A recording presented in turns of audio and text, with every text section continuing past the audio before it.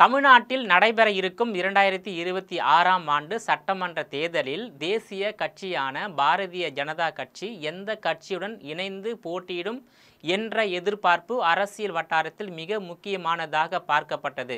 பாஜகவின் மாநில தலைமை மற்றும் அதிமுக தலைமைக்கும் இடையே நிலவிய கருத்து வேறுபாடு காரணமாக இவ்விரண்டு கட்சிகளும் 2024ஆம் ஆண்டு நடைபெற்ற நாடாளுமன்ற தேர்தலை இணைந்து சந்திக்கவில்லை. இந்த நிலையில் பாஜக மூத்த தலைவரும் உள்துறை அமைச்சருமான அமித்ஷா 2 நாள் பயணமாக தமிழகம் வந்தார்.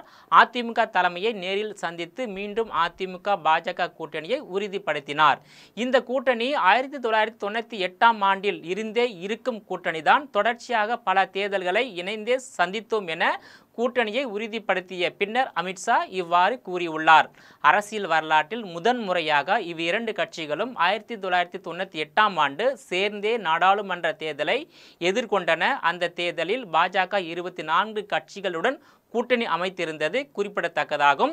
தமிழ்நாட்டில் 18 தொகுதிகளில் அதிமுக வெற்றி பெற்றது. அந்த தேர்தல் வெற்றியை தொடர்ந்து அடல் பிகாரி வாஜ்பாய் பிரதமராக பொறுப்பேற்றார். 1998ஆம் ஆண்டு ஜூன் மாதம் ஜெயலலிதா மற்றும் அவரின் உறவினர்கள் மீது தொடரப்பட்ட வழக்கு ஒன்றில் அவருக்கு சொந்தமான ரூபாய் 11.59 கோடி மதிப்பிலான சொத்தை இணைக்க சென்னை சிறப்பு நீதிமன்றம் உத்தரவு பிறப்பித்தது. மேலும் மாநிலத்தில் இருந்த திமுக ஆட்சியை கலைக்க பாஜக அரசுக்கு கடுமையான அழுத்தத்தை அதிமுகவினர் கொடுத்தனர். ஆனால் அதற்கு அன்றைய பிரதமர் அடல் பிகாரி வாஜ்பாய் அரசாங்கம் அதிகம் ஆர்வம் காட்டவில்லை. இதனால் வாஜ்பாயுடன் கருத்து வேறுபாடு கொண்டிருந்த சுப்பிரமணிய சாமியின் உதவியோடு சோனியா காந்தியை ஒரு தேநீர் விருந்தில் சந்தித்த ஜெயலலிதா அப்போதுதான் தனக்கு மற்றொரு வாய்ப்பு இருப்பதை பாஜகவுக்கு உணர்த்தும் வகையில் அந்த சந்திப்பு அமைந்தது. இந்நிலையில் அதிமுக பாஜகவுக்கு வழங்கிய ஆதரவை திரும்ப பெற்று கொண்டதால் நடைபெற்ற நம்பிக்கை வாக்கெடுப்பில் ஒரு வாக்கு வித்தியாசத்தில் பாஜக அரசு கவிழ்ந்தது. அந்த ஆண்டு நடைபெற்ற பொது தேர்தலில் அதிமுக காங்கிரசுடன் கூட்டணி அமைக்க திமுக பாஜகவுடன் கூட்டணி அமைத்து 1999ஆம் ஆண்டு நடைபெற்ற நாடாளுமன்ற தேர்தலில் திமுக பாஜக கூட்டணி 26 இடங்களில் வெற்றி பெற்றன. ஆனால் 2004ஆம் ஆண்டு பொது தேர்தல் நடப்பதற்கு சில மாதங்களுக்கு முன்பு பாஜக கூட்டணியில் இருந்து திமுக வெளியேறியது. ஜெயலலிதாவும் கூட என்னுடைய வாழ்நாளில் இனி ஒருபோதும் பாஜகவுடன் கூட்டணி வைக்க மாட்டேன் என்று 1999ஆம் ஆண்டு தேர்தல் பிரச்சாரத்தின் போது தெரிவித்தார். ஆனால் உண்மையில் நடந்தது என்ன? 2004ஆம் ஆண்டு நடைபெற்ற தேர்தலில் பாஜகவுடன் அக்கட்சி கூட்டணி அமைத்து அனைத்து தொகுதிகளிலும் தோல்வியைத்தான் தழுவியது. 2014ஆம் ஆண்டு நடைபெற்ற நாடாளுமன்ற தேர்தலில் உண்மையில் தமிழகத்தில் நடைபெற்ற பிரச்சாரங்கள் அனைத்தும் லேடியா மோடியா என்று இருந்ததை நாம் நினைவு கூற வேண்டும். இந்திய பிரதமர் நரேந்திர மோடி மீது ஜெயலலிதாவுக்கு ஒரு மரியாதை இருந்ததே தவிர அவர் இறந்த பிறகுதான் இரண்டு கட்சிகளுக்கும் இடையே கூட்டணி மலர்ந்தது. ஆனால் அதற்கெல்லாம் அரசியல் ஆதாயங்களும் காரணங்களும் இருக்கின்றன என்றும் அரசியல் விமர்சகர்கள் கருத்து தெரிவித்து உள்ளனர். ஜெயலலிதாவின் மரணத்தை தொடர்ந்து அதிமுக பாஜகவுடன் இணைந்து 2019 நாடாளுமன்ற தேர்தலையும் 2021ஆம் ஆண்டு நடைபெற்ற சட்டமன்ற தேர்தலையும் சந்தித்தது. 2019ஆம் ஆண்டு நடைபெற்ற நாடாளுமன்ற தேர்தலில் வெற்றி பெற்று மீண்டும் பாஜக ஆட்சிக்கு வந்தாலும் கூட தமிழ்நாட்டில் பாஜக ஒரு இடத்திலும் வெற்றி பெறவில்லை. அதிமுக தேனி தொகுதியில் மட்டுமே வெற்றியை உறுதி செய்தது. தமிழகத்தின் முன்னாள் முதல்வர் ஓ பன்னீர்செல்வத்தின் மகன் ரவீந்திரநாத் மட்டும் அந்த தொகுதியில் வெற்றி பெற்றார். 2021ஆம் ஆண்டு நடைபெற்ற சட்டமன்ற தேர்தலிலும் இந்த கூட்டணியே தொடர்ந்தது. ஆனால் திமுக கூட்டணி வெற்றி பெற்று ஆட்சியை கைப்பற்றியது.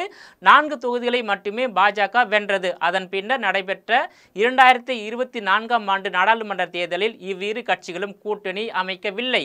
பாஜக மாநில தலைவர் அண்ணாமலை தொடர்ச்சியாக அதிமுகவை விமர்சனம் செய்து வந்ததும் அதற்கு பதிலடி தரும் வகையில் அதிமுக வார்த்தை போரில் ஈடுபட்டதும் கூட்டணி முறிவுக்கு முக்கிய காரணமாக அமைந்தது. 2023ஆம் ஆண்டு செப்டம்பர் மாதம் இக்கூட்டணி பிரிந்தது. இந்நிலையில் தேசிய ஜனநாயக கூட்டணியுடன் உள்ள இதர கட்சிகளுடன் இணைந்து பாரதிய ஜனதா கட்சியும் அதிமுகவும் வர இருக்கின்ற தேர்தலை இணைந்து சந்திக்க இருப்பதாக அமித்ஷா அறிவித்து உள்ளார்.